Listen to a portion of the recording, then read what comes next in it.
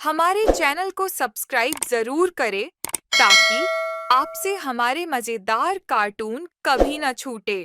ममता अपनी माँ के साथ अपने खेतों में खड़ी हुई थी। सारी फसल तैयार हो चुकी थी। आधे खेत में धान उगा रखा था और बाकी के हिस्से में पत्ता गोभी, धनिया, मिर्च, टमाटर, इस तरह की हरी सब्जियां उगा रखी थी। चलो बेटी, जितनी भी फसल हुई है इसका आधा हिस्सा बाजार में बेच देते हैं और आधा हम अपने खाने के लिए रख लेते हैं, वरना हम साल भर खाएंगे क्या। अगले दिन दोनों माँ बेटी आधी फसल लेकर मार्केट में बेचने चली गयी। मंडी में उन्हें उतनी फसल के सिर्फ 40,000 रुपए मिले। अरे भाई साहब, ये तो बहुत कम पैसे दिए आपने। इससे ज्यादा तो फसल पैदा करने में लग गया हमारा। बहन जी, इस बार सरकार ने रेट बहुत कम कर दिए हैं। मैं आपको अपनी जेब से तो दे नहीं सकता, अब जो है वो रख लीजिए। माँ अंकल बिल्कुल सही कह रहे हैं। इसमें इन बेचारे की क्या गई थी, जो भी मिल गए ले लेते हैं, क्योंकि हमारे पास तभी ठूपी कौड़ी भी नहीं है। दोनों माँ बेटी पैसे लेकर अपने घर आ गई। उनका घर बहुत साधारण सा था। अगली सुबह उनके घर कुछ आदमी आ गए। बहन जी, सुना है आपने फसल बेचती है, अब जल्दी से सारी उधारी चुका दीजिए। अब दोनों माँ बेटी एक दूसरे को देखने लगी। खैर, उसकी माँ ने 30,000 निकाल कर उस आदमी को दे दिए। अरे ये क्या पकड़ा रही हो बहन जी? आपको मालूम है ना, पूरा साल खेती करने के लिए सारा पैसा मैंने ही आपको दिया है। चाहे पानी लगाना हो, खेत जोतना हो, खाद डालनी हो, बीज लगाने हो, ये सब मिलाकर टोटल 50,000 हुए थे। भूल गई आप? हाँ भाई साहब, मुझे सब कुछ पता है, लेकिन आपको तो खबर लगी गई होगी कि इस बार सरकार ने फसल के रेट बहुत कम कर दिए हैं। अभी इतना ले लीजिए, हम जल्द ही आपको बाकी के पैसे लौटा देंगे। ठीक है, मैं आप लोगों को बहुत दिनों से जानता हूँ, इसलिए भरोसा कर लेता हूँ। पैसे लेकर वो लोग चले गए। इधर ममता और उसकी माँ ने 10,000 रुपए बचा लिए थे अपने खर्चे के लिए। लेकिन बेटी, खेती किसानी करने से क्या फायदा? फसल के रेट अच्छे मिलते नहीं, हर साल कर्जा अलग से चढ़ा जाता है हम पर। हमें तो उतना पैसा भी नहीं मिलता जितना पैसा फसल उगाने में लग जाता है, तो फायदा ही क्या। माँ आप फिक्र मत कीजिए, अभी हमारे पास आधी फसल तो है ना। खेती के अलावा हम क्या कर सकते, मैं कुछ न कुछ सोच लूंगी। फिलहाल आज शाम को चौराहे पर चलते गोलगप्पे खाने। शाम को दोनों माँ बेटी गांव के चौराहे पर पहुंच गए। वहाँ पर एक गोलगप्पे वाला गजोधर था। सारे गांव वाले उससे गोलगप्पे खा रहे थे। माई, गांव वाले एक नंबर के चटोरे हैं, शाम होते ही गोलगप्पे खाने आ जाते। चलिए हम लोग भी खाते हैं।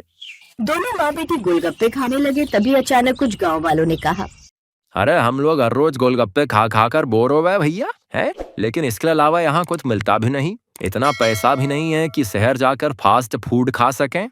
हाँ चाचा, ये आपने बिल्कुल सही कहा। कुछ नया अगर यहाँ पर मिलने लगे तो मजा ही आ जाए। अरे आप लोग नए के चक्कर में मत रहो। हाँ, गोलगप्पे से अच्छा जो है कुछ नहीं होता है, बता रहे हैं। हाँ।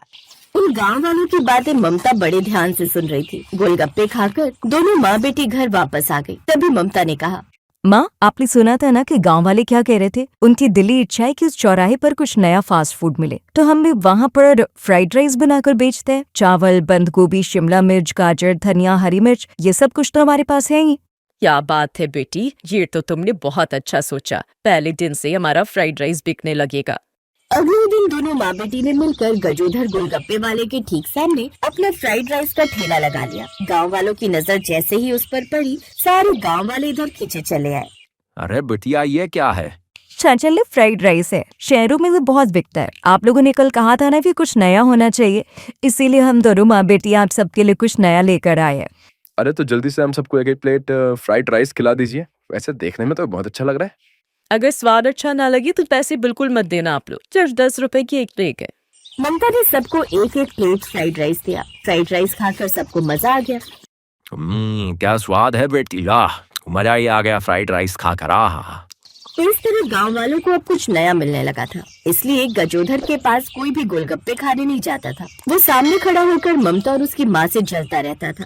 इन दोनों ने तो मेरा धंधा ही चौपट कर दिया है। मैं इस धंधे में और इस चौराहे पर बहुत पुराना हूँ। मुझसे ज्यादा दिमाग ये दोनों नहीं लगा पाएंगे। अब देखो मैं क्या करता हूँ।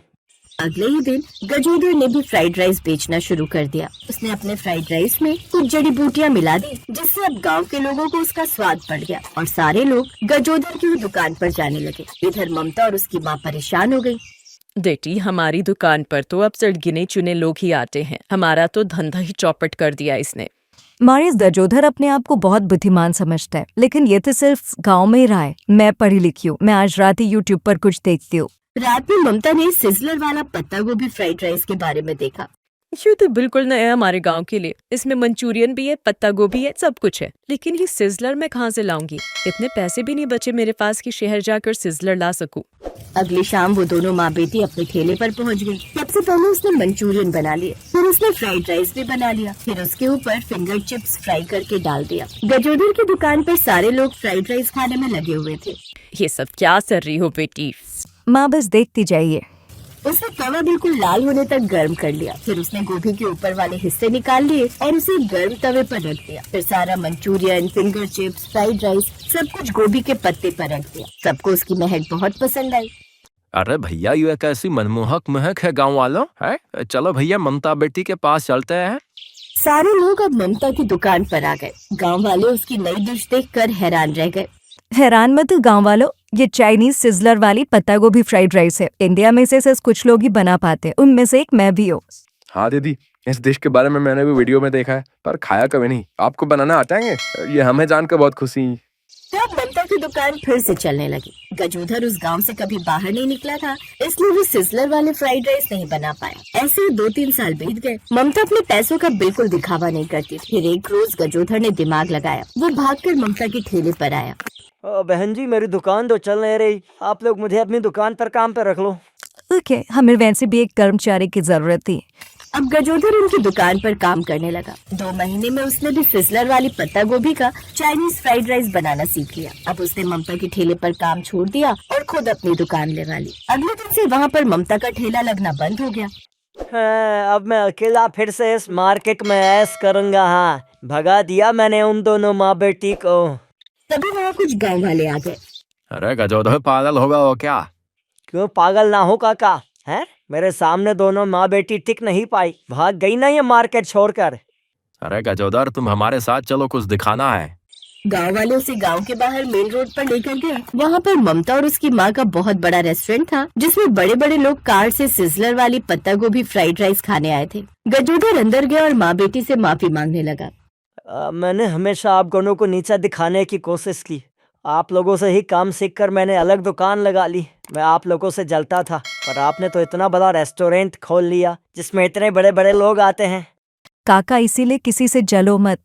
आप लोग मुझे भी नौकरी पर रख लो। इस बार मैं सच में नौकरी ही मांग रहा हूँ। वहाँ धूप में खड़े खड़े इस उम्र में हालत खराब हो जाती है। ठीक है, आप यही काम कीजिए।